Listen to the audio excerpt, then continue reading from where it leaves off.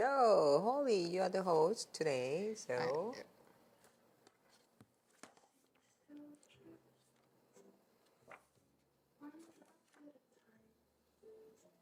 did you also see my two questions too? Yes, I did.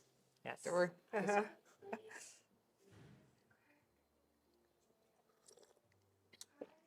Should we open it and be really corny and be like, the name's Dean Young, Holly Dean Young. You can try so whatever you want because you are the host. Okay, let's start. Anyway, it's good. Maybe, I think I'll open with the classic first line because I think that was great, wasn't it? Okay. The scent and the smoke and sweat of a casino are nauseating at 3 a.m. The only person who would know this is James Bond or Ian Fleming, who is the author of our book, Casino Royale, which is the first one in the James Bond series. Yes. And probably the most, and I think the one that sets up the character really well. So, but that's what we've been reading this week, or this month, sorry. This month. And I was, it's been interesting to talk to you during the month, about what you think of it, because, I think it was a bit sort of, I wasn't sure how you would feel about it, but yes, I think rereading it myself has been fun. Cool. So, first question I should ask is, this is a very normal question to ask a British person. Who is your favourite Bond? Oh, okay. But before that, you asked then, have you seen a Bond movie, Have you seen a Bond movie, yes? I think I definitely watch Bond movies a lot. But actually, honestly, I don't remember specific detail. So that's why I don't have a clear favorite. Yeah. Yeah, so, but I found out that there are 25 Bond films, right? And 6 different actors. Yes. Who have played James Bond. So which made me realize how big this series actually. Yeah. And so, but I'm not very confident answering that question. And Holly, but could you share which Bond movie you like the most and why? So I, for a long time, until recently, was a George Lazenby fan. I loved From Russia with Love. Oh no, sorry, The Spy Who Loved Me. Yes. Because it has Diana Rigg in, and she's pretty awesome considering she's playing a Bond girl. I think we get a hint about what Bond girls are like in Casino Royale, in that they are they're doing this glamorous, dangerous job, but apparently they're a bit incompetent about it. They don't really. They're doing it for love. They're doing it for the romance. They're all sort of, to use a word, nincompoops. They're all a bit stupid and a bit dim, and he didn't have a very high opinion of them. And but she does a really good job of making her character seem really interesting and fun, and you're like, yes, I can see why he would fall in love with her and want to marry her.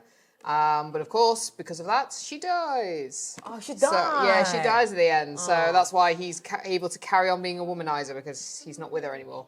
But I really like it. It's generally one of the less popular Bonds. Less popular Bond, really? Because they only did one, and then they recast him because it didn't do very well. So they were like, "Oh no, we don't want this anymore. People don't want James Bond to fall in love." So they kicked him out and got a new one in, and he was rougher and tougher and all that. I think it's Roger Moore who took over. Who's a longer running. He's one of the long running characters. So there's like Sean Connery, Roger Moore. Yeah. I want to say even. Technically, like Daniel Craig and Pierce Brosnan are like long-running Bonds, considered long-running Bonds. So it's kind of, I liked it, and it was it kind of is an example of why I'm not a fan of the Bond series, really, because the one I liked is the less popular one.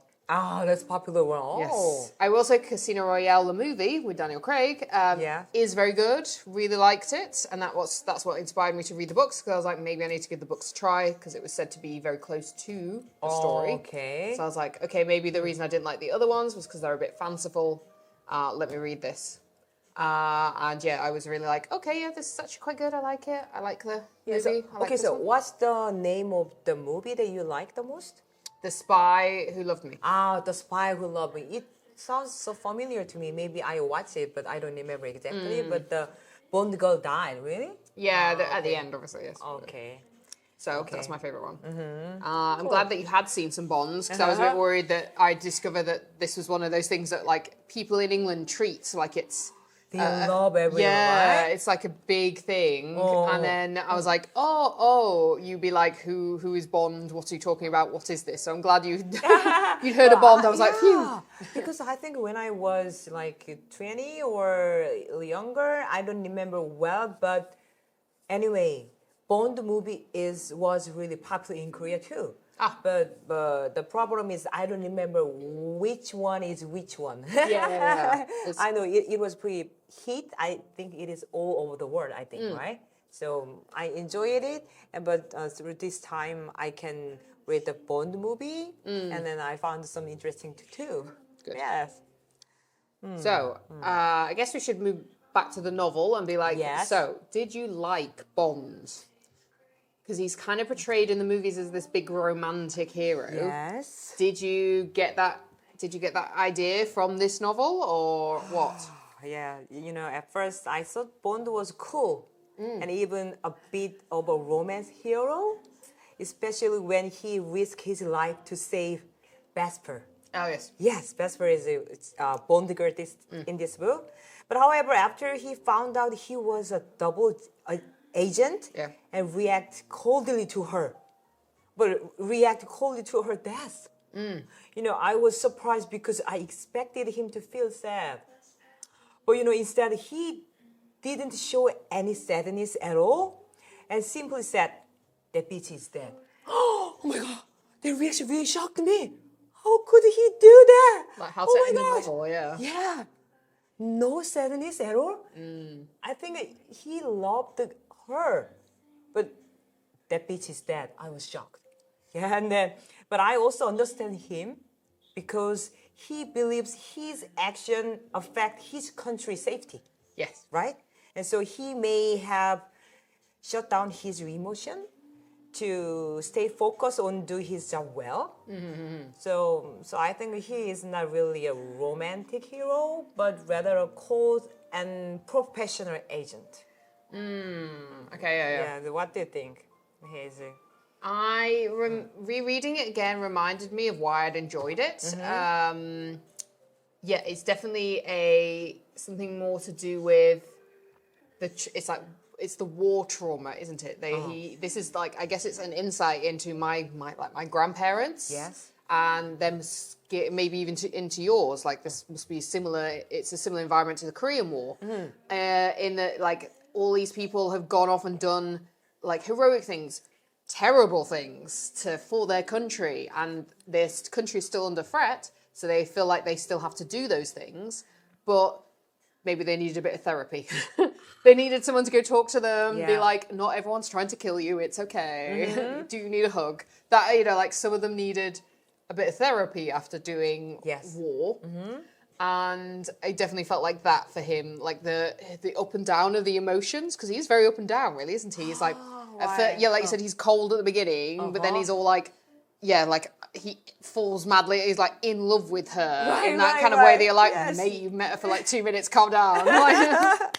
The sort of highs and lows of the gambling, which I kind of feel is very like, he feels like he's in control, so he can control it, but is he actually in control? That kind of stuff.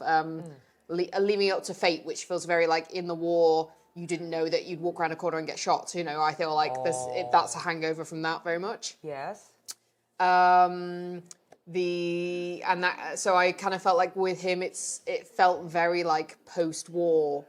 It felt very raw. It's like it felt very much like when you read books from that time or watch movies from that time. Like that's the inner psyche of the men in that world, and you're like, why were they so mean to women? Why were they drinking and smoking all the time? And you're like, there's something wrong with them, and it's like this is kind of telling you what's wrong with them. They did all this fighting, and then the world is still not how it's supposed to be, in their opinion.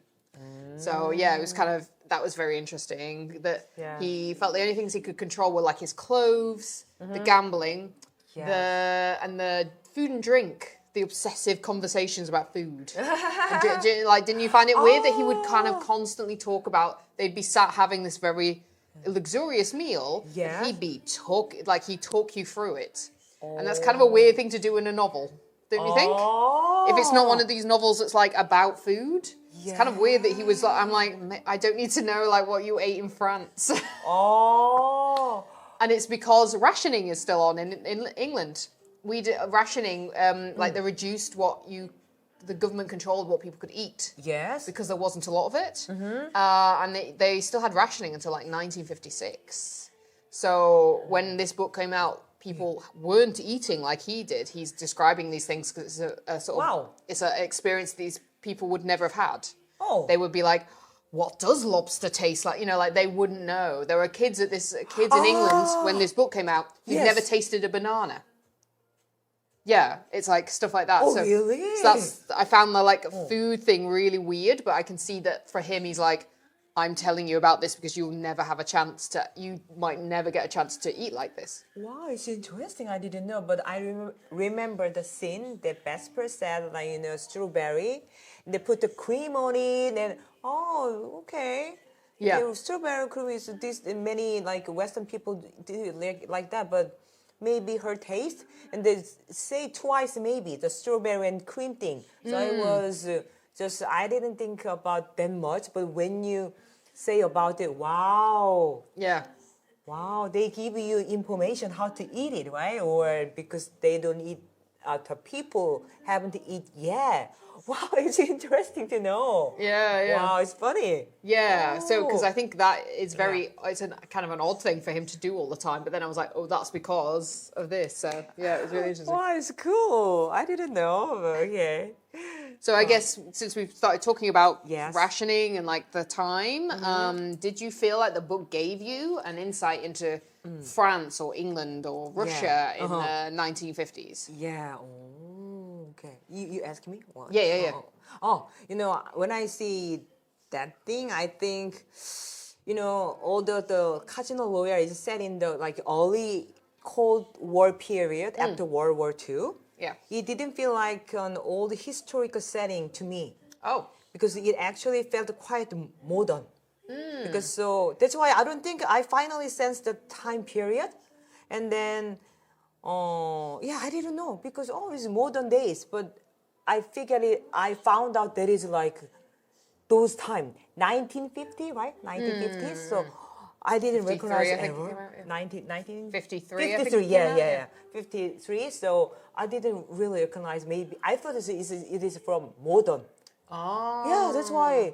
Because as you told me, how to eat something like strawberry with cream. Just okay. They just explaining. I didn't know that. Yeah, and however, I did find the settings so glamorous. Example, casino, the luxury hotel, and then Vesper elegant dress, and all that very stylish and sophisticated. Yeah. So it was so glamorous, and that's why they make them to the movie because lots of things to see. Yeah. Cool. I think Bond is a classic example of even in the modern ones. They're sorts of travelogues. They're showing people a world that they're never going to go to. Like they're not going to go to Central Africa. They're not going to, a top high level casino in France. Yes. Like that's not something that's available to them. But it's really interesting because they were slightly more accessible into the middle classes in the 1950s. I know this because my grandparents after the war would go on these like they were just coach tours. They would go on coach tours. They were members of a racing group. So in England it's okay to sports gamble. So you you'll go to horse races, you watch the horses, you put some money on. If you win something, yay. If you don't, never mind. And so they were a member of this group, and they got invited to go to casinos. They would go on these little trips to Europe once a year, and they go into a casino because again, gambling. So they just go. And on one time they went to Monte Carlo. My grandma and my grandpa. They went to Monte Carlo. They went to Nice. They went to places like that. And when they were was it Monte Carlo they were at? Monte Carlo. I think so. They bumped into Elizabeth Taylor, Richard Burton in the bar. Oh, really? Yeah, got chatting, got invited to their suite, but my grandma was like, no, I'm a little tired, I want to go to bed. So they left. Oh, I she know. missed the big chance. Oh my I gosh, know, you know, she missed the big chance. I know, She exactly. must have gone there, right? But I think that's such a cool story. And then the next time they went on one of these trips, they were I think they were in somewhere in France, and I can't remember where. And they were shooting The Guns of Navarro, which is this famous Hollywood movie. Yes. Anyway, they'd gone to this restaurant that was very communal seating. You were supposed to sort of sit, I think it's Moroccan style. You were supposed to share tables. Anyway, they got sat on the table with, I've forgotten his name now. I'm going to have to look him up. Sorry, 1 second. Oh my gosh. Wow. I've got you on tenterhooks. I'm so sorry. Here we go. It's okay, but it is My brain really, went completely it's gone. okay.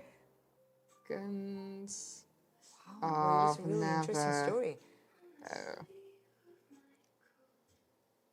Gregory Peck.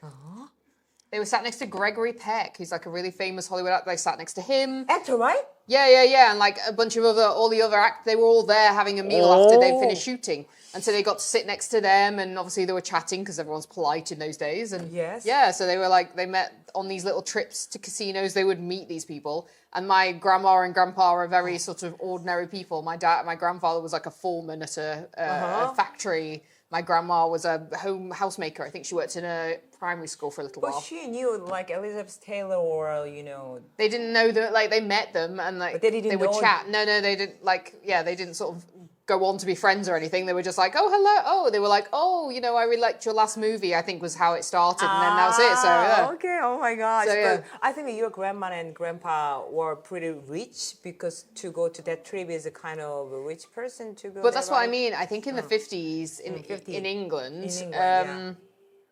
there was a big gap between maybe the middle classes were doing quite well. Yeah. So these sort of things were quite cheap. And you got to remember Europe was rebuilding after the war. So I think they wanted tourism. So there was so things would be a bit cheaper. So there's a bit more of that. But they were kind of unique for doing that. And so there'd still be lots of people who would read a book like Casino Royale or the other Bond books and be like, whoa, this place sounds amazing. He goes to, in later books, he goes to South America. Yeah. He goes to Africa. He goes to places he goes to Asia. I don't think he goes to Korea. It's more Japan and maybe the Thailand. He goes to Papua New Guinea. He goes to places like that, which are places that ordinary people wouldn't go to. So it was still glamorous because of that. But yeah, I don't think they went to a high-end casino like he does. And they were pretty unique for having done these trips. But Wow. I think people just At didn't. the time, that is normal or no? Not normal. Your grandma. I think it was kind of fairly it was unusual that they were into horse racing, and then this horse racing group organised these trips to go there, and they happened to bump into these famous people.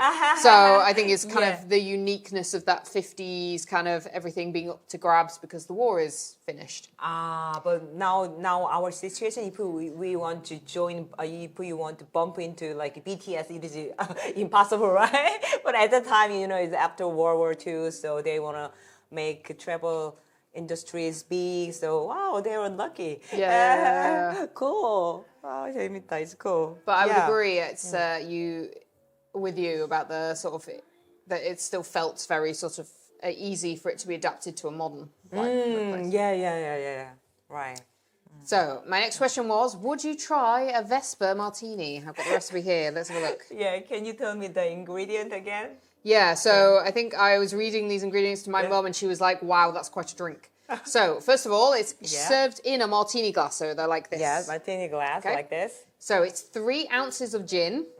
Gin, 3 ounces of gin. Another finger of vodka. A vodka. Then half an ounce of Lillet Blanc Aperitif, which is kind of like a flavoured water.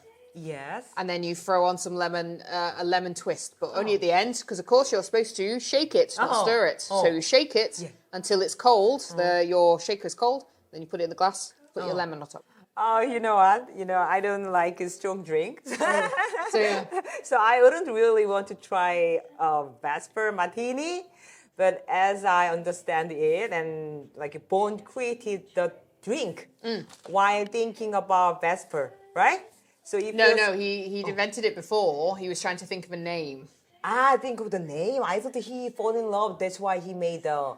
No, it wasn't. No, he describes it as, so you were saying you don't like strong drinks. Yeah. But he was like, oh, it's the one I have to keep me sharp when I have to be there all day. It was like, that's why it's so funny, because it's like this really strong drink, but he's like, oh, but it's because I only have the one, so I've got to kind of make it, it's basically like, I've got to make it work. I make it work. I thought you just fall in love with her. That's why I made. No, he'd got it already. He just couldn't think of a name, so he was like, and then she showed up, and he was like, Vesper, Okay, that'll do. Vesper. Okay, but it was really, when you showed me how to make the Vesper martini, I thought you were really cute, and then you seem to really like into it, right?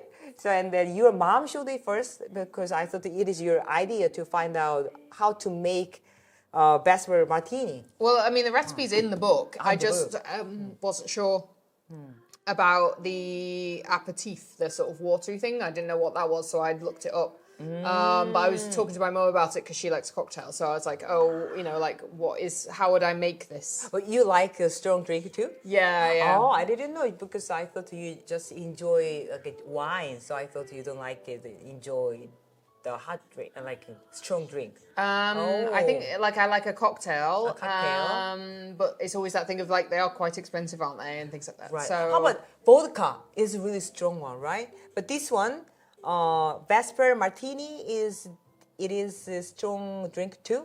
They have to vodka in it, right? Yes. That's why it's okay. But it's a vodka being chased, i.e. added to martini. And the only sort of bit that isn't alcohol is that aperitif bit that's been added. So most of it is alcohol, but yeah. Okay, so have you tried? I haven't, no. Especially over here, it's kind of difficult. It was difficult to get hold of, so I wasn't able to do it. Sometimes I try and make, if it's back in the UK, I go and buy the ingredients and make it myself and see if I liked it. Yes. So yeah, But they still they don't call it like a Vesper martini. They don't call, right? They call it like that? Yeah. Oh, really? Yeah, it's called the Vesper Martini, yes. Oh, really? That is from this movie, right? Oh. 'Cause I think people do ask for it, don't they? Because while they know that in the movies, I think because they got sponsored by Martini, he asks for it shaken, not stirred, and he just says for a martini. But then if obviously the book has the recipe, so you can do that. Oh, cool. But if you have chance to go some bar, maybe you can ask, can I have I can Vesper martini? a proper cocktail place, yes, maybe. Yes. Yeah. Oh, cool. 그랬구나. Right. So I thought it was really interesting as well that Bond genuinely starts to ask who is the real villain. I think it's quite interesting so early in the Cold War, he was already going with, who is the bad guys? Are the Russians really that bad? Or is this really the right way to go about it? Are we maybe the bad guys? And so that is kind of one of the key questions he has later on is like, who is the bad guy? Are we bad because of what we do, or are they bad because they do want to kind of destroy us? So I wondered if you agreed with Bond, and which character at the end did you think was the villain? Oh, I thought at first, of course, like Lucifer, right? It's probably better than anything I could pronounce it as. Yeah, it's supposed to mean cipher in French. Lucifer. Le chiffre, I think is how I read it. Le chiffre. Le chiffre. Lucifer.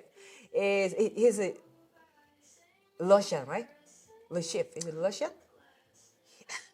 It's complicated. I think he's supposed to be. They imply that he was at a concentration camp. Yes. So he could. It's sort of ambiguous where he came from, but he was in a concentration camp in Germany. Yeah. Has a German accent. I think he's maybe supposed to have been a worker there. So the implication is he's like a Nazi. He's a German. He's German originally, but he's now working for the French Union. Yes. But he's a Russian spy. Oh, so complicated, right? So that's why it's like, this is the thing, there's all these like mixed nationalities. And this again, like we don't know his identity. The fact that we don't know enough about his identity is very common. There were lots of people coming to concentration camps. There were obviously Nazis on the run, Yeah. who were hiding their identity, and so there were all these mysterious people who would appear out of nowhere and do brave things or bad things, and then you'd find out later, oh, that's because they were a. But his name, his pronunciation is not used to in English name, right? That's No, why it's French. But they okay. said, he's known in different languages as the cipher. It's called. Okay. So we could use the cipher, I guess, from now on if you want. Okay. Lucifer. It's hard. Lucifer. It's Korean way. Lucifer. Lucifer. Can you say the name again? I said Le Sharif. Lucifer. It's how I think they said it in the movie. Let's go look at this. But it's Korean pronunciation Lucifer. So maybe I will just say Lucifer. Is it fine? I should find. Oh, in Korean, cipher. Sipa, really? Lucifer.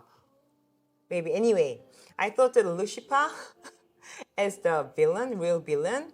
But in the end, it turns out that the real threat is the larger organization behind him, Smerish.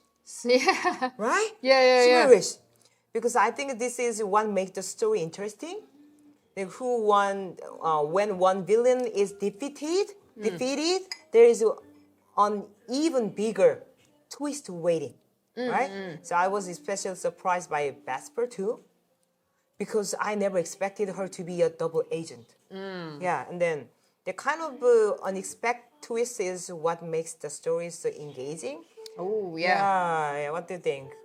Yes, I think it's also it was a kind of another thing that humiliated Bond.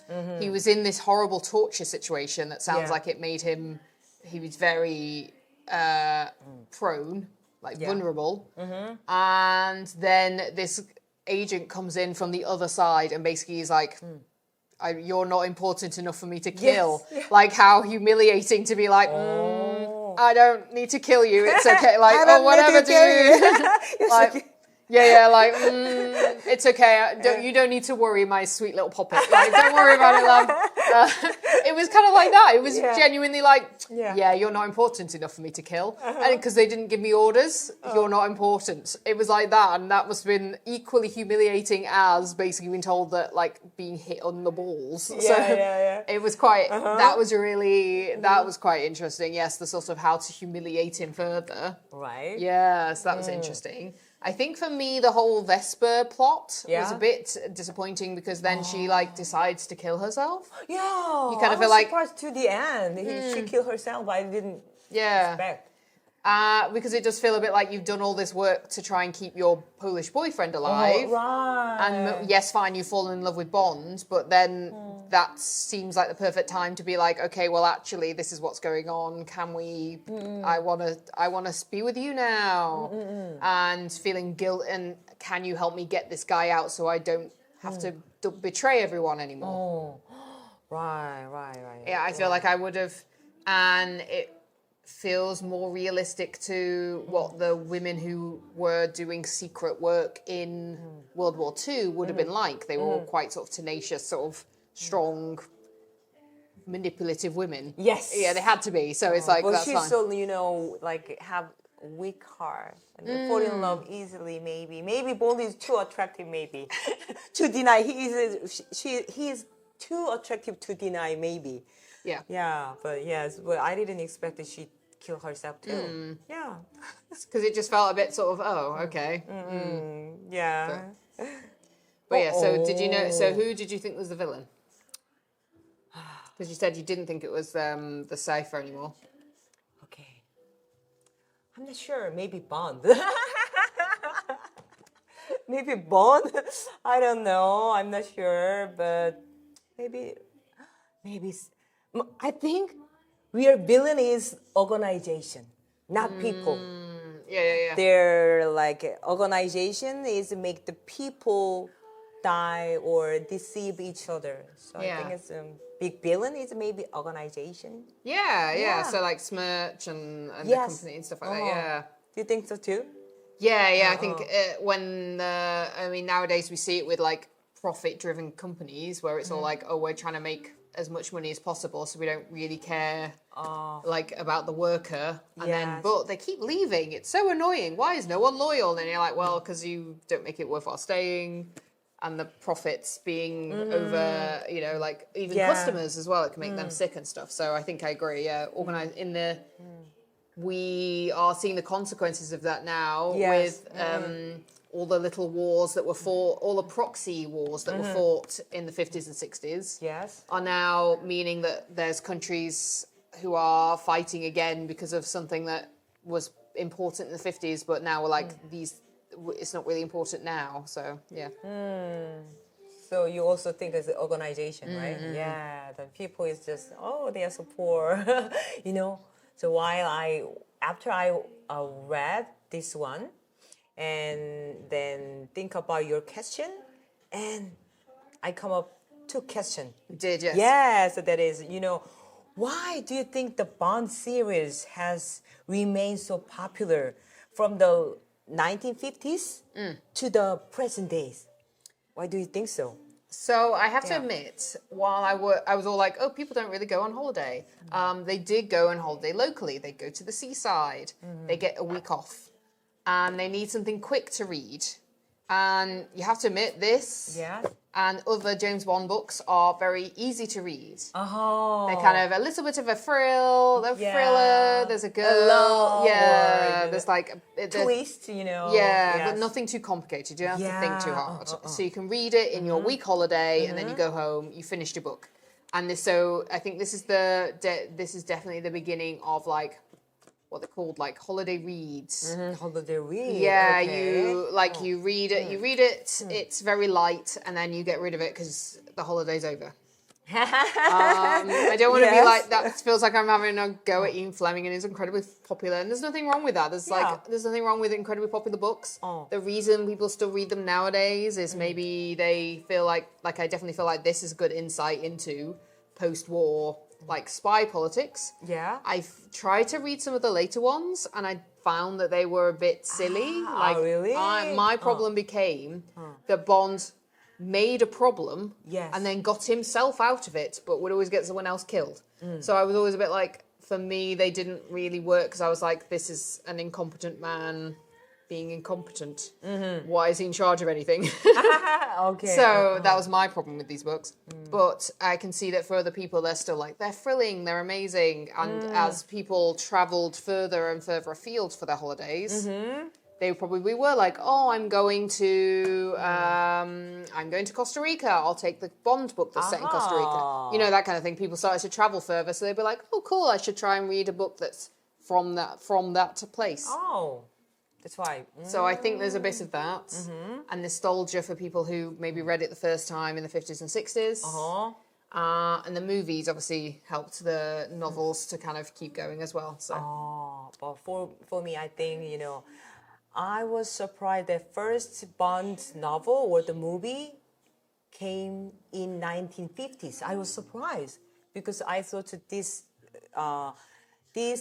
James Bond thing is like a modern day thing. But I didn't know. And then I realized, wow, this came at first time in 1953. I was surprised, but it keep, you know, still popular, right? And I think it's glamorous action, I think, and then exciting stories and unexpected twist, I think. Yeah, that's why they make the movie thing too, and lots of things to see, and how it keeps evolving with the time, and while still maintaining the core character of Bond, and then different kind of Bond and different kind of like Bond girl. That's why it's still keep like popular right now. Yeah. Yes, and I wonder that soon James Bond movie will come.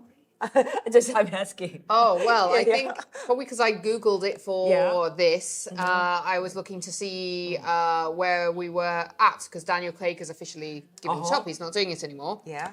And so now I was a bit like, are they doing any more Bonds? It's always been a bit like, were they going to carry on? Like, that no kind more, of huh? stuff. But apparently they keep bringing out news and keep telling everyone to be patient. And there's, I think it's GQ UK. Yeah, are GQ keeping, UK? is like a magazine. magazine, And they okay. are keeping a list of all the people who are ever kind of said to be involved, being approached or in the running to play the next Bond. So it's people like Aaron, is he Aaron Taylor Johnson? Aaron Taylor Johnson.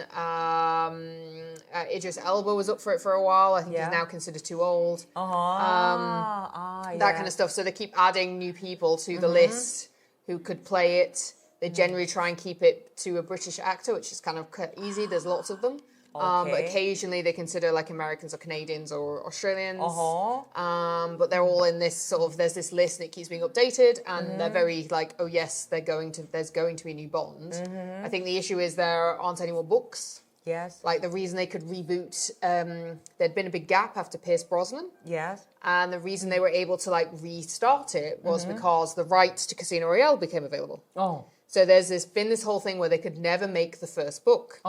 Yes. Because someone else had the rights to Casino Royale and was like, oh no, I'm going to make a movie with it. So they had to start the series with like Moonraker or something, like a later book. Yeah. Which was fine. It kind of obviously, they continued. Bond's kind of a fairly consistent character, so they were able to carry on.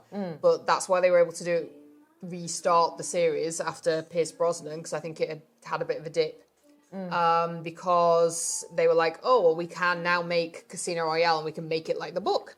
And they were like, we can start with a new Bond too, yay. So they brought Daniel Craig in. And then all the other movies after that with him have been not related to books. They've just been their own stories, which have been fairly kind of good stories, really, haven't they? They've been fun. So, yeah, like you said, they've got the kind of basic idea and they kind of run with it. So, yeah, that's... But yeah, it's kind of interesting that the first book is the last one they were able to film. Yeah, then when I searched for it, and then some Bond movie is not based on the book, right? Just they make their own story. Yes, I think there were about... GoldenEye is the only movie, I think.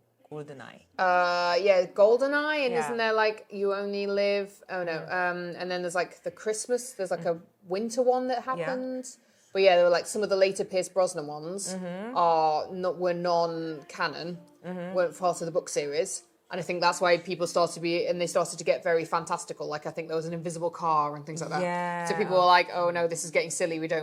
Bond has to be, he's a real spy. Yeah. So, yeah, but... yeah, that's why Casino Royale the movie was quite key because it kind of made people go, oh no, we can do Bond again. So, yeah. Yes, and while we are talking, just the one question has come up in my head. And like Bond, in real life, that like Bond character, I mean the Bond like his agent, right? But secret agent, and he sometimes his life is in danger, or sometimes he's killed. It happened before, do you think? To secret agents? Yeah, secret agent exists in real life, right? Oh, yeah. And then sometimes like his situation, and maybe we'll have a hard time to leave, right? Do you think? Well, the whole point is you are supposed to live with it. You're supposed to act like you're normal, like so people shouldn't be suspicious. Yes. So there's some couple of examples that happened not recently, but within modern times of how spies got caught. So one was in Russia. Yes. The Russian Secret Service got suspicious because the British embassy workers kept going to a park and standing by a rock. And they were like, this is interesting, what is it? So one of them eventually went and looked at this rock, and it turned out to be a sort of wireless device that they were like sending each other messages on. So the Russians were able to like get that and like work out the code and stuff like that and work out what they were saying to each other. There's obviously there were sleeper agents in America. Yes. And one of them got not particularly close, got close to a politician, but no one I think that was like too vital. But she was like definitely trying to get her way into like Washington politics. So they sort of discovered that there were these like nice little couples who were living next door to very nice Americans, and they turned out to be Russian sleeper agents. They've had that. And then there's a very famous case in the UK that happened in around about the beginning of the millennium. Yes. Where a guy who was known to work for the Secret Service, for the MI6, I should say, for MI6, was found zipped up inside a rucksack. Like all tucked up inside this rucksack. And obviously because they had to cover it up because he's a spy, they were like, oh, he just really liked doing that sort of thing as a challenge to himself, and he obviously got stuck. Oh, yes. But slowly more and more evidence come out to say that maybe it was a hit. Oh. Like the Russians took him out. Yeah. Oh, so it seems to be, unfortunately, not unfortunately, but I don't know whether it's a tip. Like they have to allow a certain amount of this to go on, but the Russians have killed quite a few people on British soil. Yeah, they kind of find we're obviously an easy route for them. So for a while there were kind of a few killings. It was little bit worrying because there was the guy who was killed with plutonium. Plutonium. Yeah, there was he was a deflector. Yeah. He'd come over to he was living in London quite comfortably. He'd gone to meet someone on Oxford Street, so one of the busiest streets in London. Yes. And then went home and was horribly violently sick. They took him into the hospital, and then they were like, "Whoa, you've got plutonium poisoning." So they all put like hazmat suits on because they're not supposed to be anywhere near him. And then the police were like, "We have to find out how this happened," and they had to clear loads of Oxford Street because it was like he'd gone to like all these different places after he'd met this person who'd given him the plutonium. Yes. And even those people's journey, they'd been to loads of places as well. So like whole areas had to be cleared because plutonium's like really toxic, as you can imagine. Oh, right. And it was like, it was sort of that one of those things where it's like, oh, it's just what happens when you're dealing with spies, but it's now we all think about it. It's like, actually, that's really hot. Like the taxpayers' money that had to be used to clean the place. Oh, yeah. And like the hassle for everyone that had to be like diverted because they couldn't, like, because the roads had to be clear. Like it was a big deal. And you're like, we're playing it down a little bit. Yeah. But yeah, so those are some examples I know of. I'm sure there's lots of stuff going on. Well, I think I'm you sure know more story than me. Oh, I didn't know. Yes. Well, and I've actually joked about this before, but the North Koreans have my medical information because they hacked the NHS, this is their National Health Service in the UK. Yes. And took all our medical, anything digital. They took anything and scrambled it. So I was in one of the areas where it was affected. Yeah. So I've always kind of been a bit like, if I ever got kidnapped by the North Koreans, I'd be like, hi, you got my medical information? So this is what's wrong with me. Can you fix it? Yeah. So it's like they have that. I don't know why they took it. They probably thought they would get paid a ransom. Yeah. But luckily, someone knew an IT expert who just came along and fixed it for them, and it was all fine. But yeah, for a while, everyone was a bit like, "Oh, am I going to have to fill in all my forms again or something?" It was a bit of a faff. But yeah, so those examples. Anyway. Oh, anyway, it's just maybe last question. So, what do you think about the loneliness behind Bond's glamorous life? Like I said, I think I said in the beginning, the therapy thing. Yeah, Everything therapy. about this book was like, Yeah. mate, you need to go talk to someone about your feelings. Like, well, I get that you went through the war, but you probably shouldn't take that out on women. It seemed to be very particular. Right. And also, the job you're doing is quite stressful. Feels like you need to go talk to someone about it. It felt very like this man needs therapy, but he'd never accept it. Yeah. And I know for a fact, and he never really, in all the books, he's never particularly nice about women. They're always a bit they're all sort of there to be a bit sort of look pretty and be manipulated, but aren't actually helpful or go-getters, unless they're evil. And it feels very true to Ian Fleming's life in that his wife was a socialite, and sort of basically once she had him, she sent him off to boarding school, never saw him again. She was wasn't interested in him. And then he would have like lots of affairs and stuff like that, and eventually married a woman who had to leave her husband for him. And I think they continue to have lots of affairs. So it's all very like his feelings towards women are probably a reflection of like what's going on in his life. But you do feel like, yeah, maybe you should have gone talk to someone. Go get some therapy, my friend. But because I think it's Vesper, and I heard or I read because of her. He loved Vesper first time, but he is betrayed anyway, right? So that's why after that he didn't trust in anyone. Yeah. But I think in his situation, maybe everybody. If I were in his shoes, maybe I was same with him. So I think he had, like outside when he see him, wow, he just go to so many good places or good hotel or good food. Before we had tasted the food, and he already can choose and have. And then it's glamorous life, but behind that, and he's so lonely, and he cannot trust anyone. Yeah. Yeah, because I think it is not his fault. I think because the situation make him like that way. But I think, I'm really pity on him. But then just we read this one or watch the movie. James Bond, it's for fun, right? Yeah. So I think it's cool to watch, but like behind his life, maybe he's just lonely. I think. I think it's normal life is happy, right? True. Yeah. So I'm so happy to read this one, and the story was not that long, and then the story is really like interesting to finish it. Good. So it is really good, and then next time I really want to watch because you put the YouTube in the Blog. Yeah. blog. So I tried to find the movie, but I couldn't. Oh. But I don't know. Maybe I can find and later I want to watch the movies. What is different?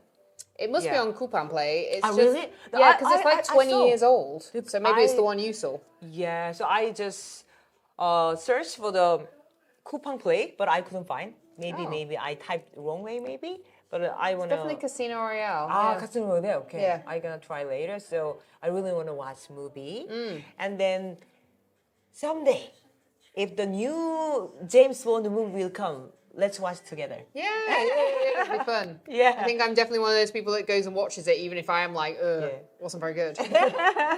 It's so cool. So I'm so excited about the next book we read together. So can you tell me what we're gonna read next time? Well, this is a recommendation from the Korean book club. So they all got together and reread The Boy, the Mole, The Fox and the Horse by Charlie Mackay.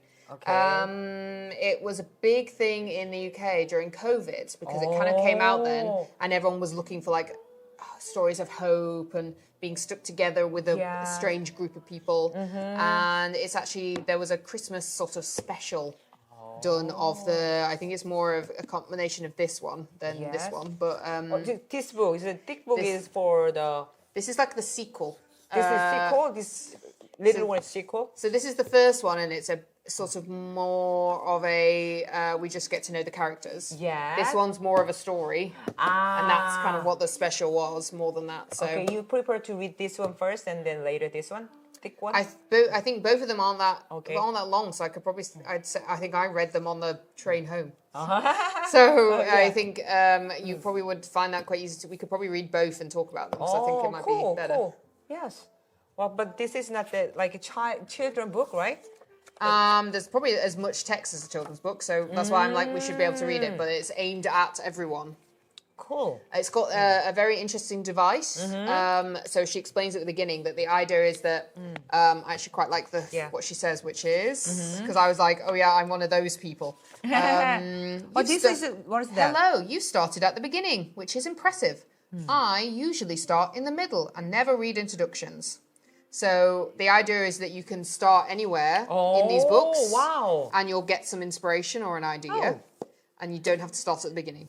So, wow, really? Yeah. It's interesting. Yeah. So like, just, I don't know, just open, okay, I'm gonna read it from here. Yeah. Or, wow, I'm gonna read it from here. Yeah. Wow, it's cool. So I'd love to know like where you would love to start a book. Because I'm very like, I wanna read everything. Like I don't. I'm like I read everything. The introduction, the story, the forward. I even read when the dedications the authors put in at the end, really? even if it is very corporate and it's just like thank you to all the people at Pictures Books for blah blah blah. I read all of that because I want to know everything. But I'd love to know like where you decide to start reading the book or where you sort of really got the story. Cool. I'm so excited, and maybe it won't take a long time to finish. I think for 1 month is enough. Yes. Yeah, it's cool. Okay, I'm excited for next month to discuss about it. Yes. Okay, cool. Right. Okay. Thank you. Bye bye.